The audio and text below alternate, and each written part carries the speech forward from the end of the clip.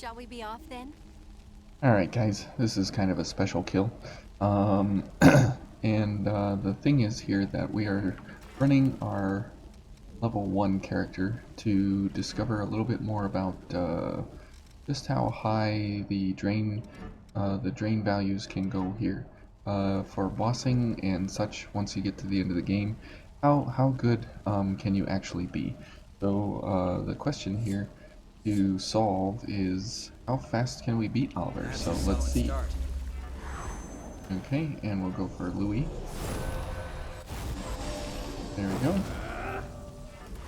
Okay, and sure, well, we don't really need Iron Will, but we'll go for it anyways. There we go. Now, chances are here that this goes pretty quick, but we'll just have to wait and see. And we'll be doing charge attacks, while at the same time we will be doing regular attacks. So, there we go. He's going to transition.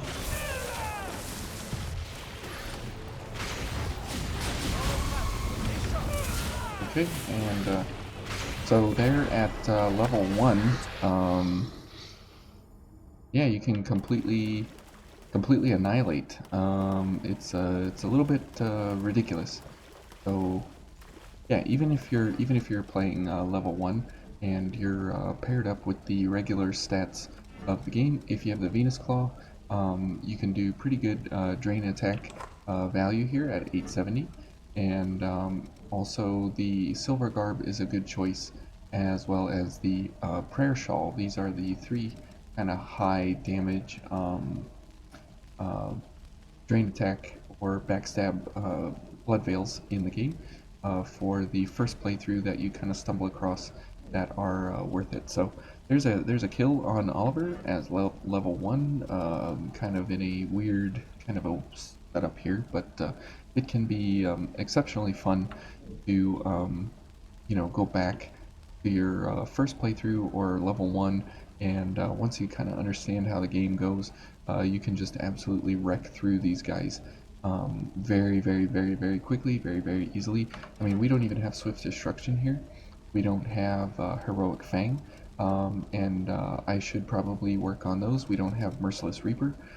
So those are three gifts that would increase our drain attack even more, and also we are not even level 10 or plus 10 increase on our Blood Veil, as we need Queen's Tungsten for that, and so we'll need to do a little more farming if we can possibly even do that for those Queen Tungstens.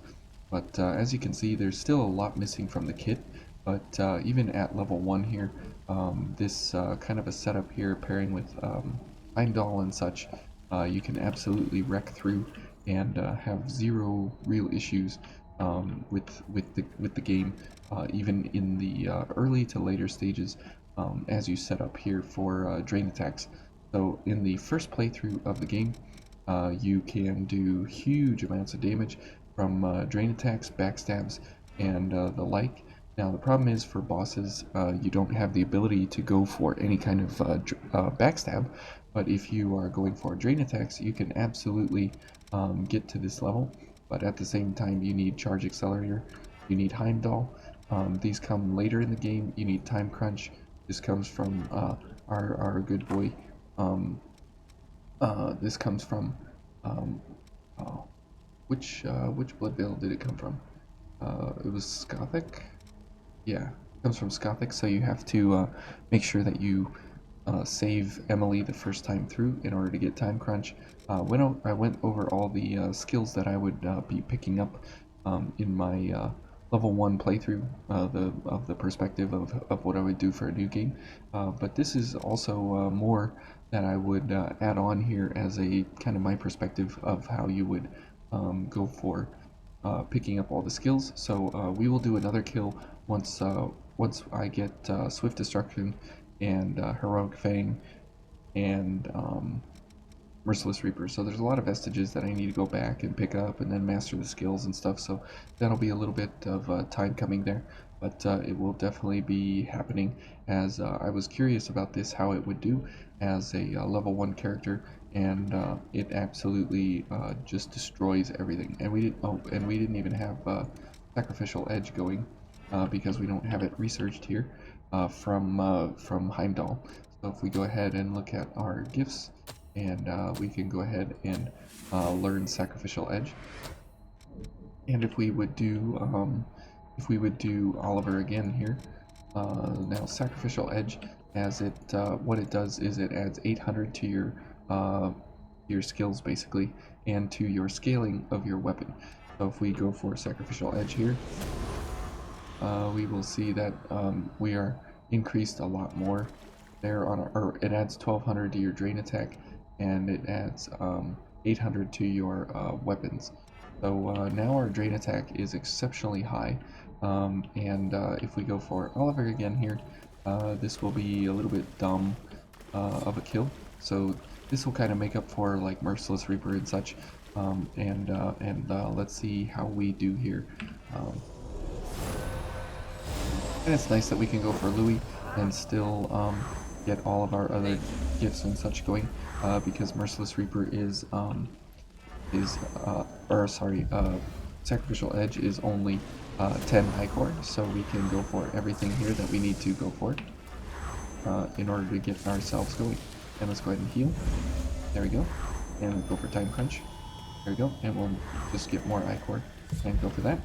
Okay, and let's go for these things. And sure, why not? Okay, and now here we go. Okay. Okay, and let's go for a charge. There we go. And there's Oliver. With one charge drain, it almost killed him instantaneously. And Louis then hit him a little bit there and put him down.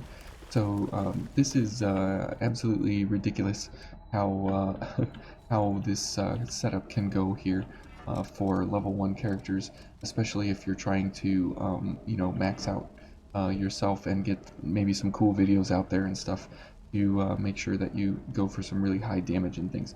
Now, if you could actually get offensive order on here for some extra damage and stuff, the game just kind of falls apart here on normal mode, and basically everything becomes super overpowered and there's almost no challenge. So that was kind of exciting there to see Oliver get torn apart limb from limb. But yeah, so if you're looking for a little bit more, definitely start looking into what are these? Element Chrome Blood Veils, especially with high drain attack. And you can see here that Prayer Shawl has 623, it's a little bit less by 200.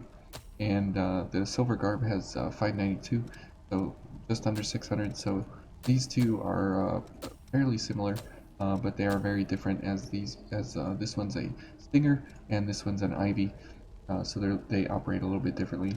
The GXM variant is a pretty good one as well. That also scales pretty well with the Element Chromes, and the Element Chromes just really break the game for Blood Veils if you're going for Blood Veil kills only. So I hope you enjoyed a little bit here of the perspective of what you would do, or what you could do for kind of level 1 characters to go through bossing and such. Now, if we were going to do the butterfly, obviously we would switch this to a Scothic Chrome and go for Fire Slash, and it would be fairly the same outcome.